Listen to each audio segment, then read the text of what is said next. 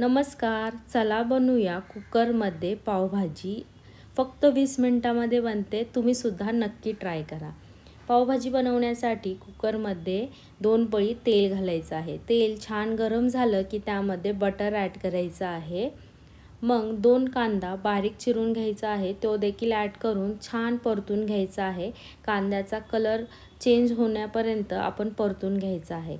कांद्याचा कलर जरा पिंक झाला की त्यामध्ये आपल्याला आलं लसूणची पेस्ट ॲड करायची आहे आणि गॅसचा फ्लेम स्लो करायचा आहे. पेस्ट देखील छान परतून घ्यायची आहे स्लो फ्लेमवर. मग त्यामध्ये काही मसाले ॲड करायचे आहे.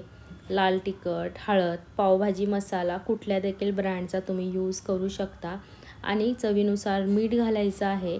मसाले देखील स्लो फ्लेमवर छान परतून घ्यायचे आहे. मसाले चांगले कुक झाल्यानंतर त्यामध्ये आपल्याला टोमॅटोची प्युरी ॲड करायची आहे. मी 2 टोमॅटोची प्युरी ॲड केली आहे. प्युरी देखील छान परतून घ्यायची आहे. नंतर त्यावर कुकरचं झाकण ठेवून देखील एक वाफ काढायची आहे, म्हणजे तेल छान वर येतं. तेल चांगलं वर आल्यानंतर त्यामध्ये आपल्याला भाज्या ॲड करायच्या आहे. तुम्ही तुमच्या आवडीनुसार कुठल्या देखील भाज्या ॲड करू शकता. मी गाजर, बटाटा, शिमला मिरची ॲड केलेली आहे. तुम्ही तुमच्या आवडीनुसार भाज्या कमी जास्ती करू शकता. पाहू शकता तुम्ही. भाज्या ॲड केल्यानंतर छान परतून घ्यायचं आहे.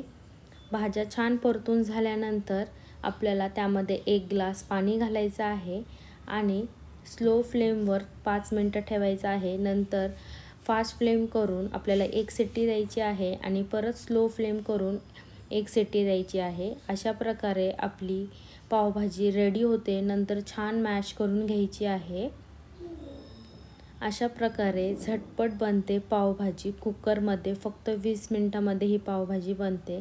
पावभाजीसोबत खाण्यासाठी गरम गरम बटर लावून पाव गरम करायचे आहेत तव्यावरती. जर तुम्हाला ही पावभाजीची रेसिपी आवडली असेल तर नक्की चॅनलला सबस्क्राईब करा. हा व्हिडिओ आवडला असेल तर व्हिडिओला नक्की लाईक करा, कमेंट करा आणि शेअर देखील करा.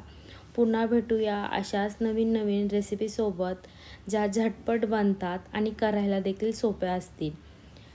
पुन्हा भेटूया अशाच रेसिपीसोबत. तोपर्यंत मस्त खा, स्वस्त राहा. Bye bye. थँक्यू.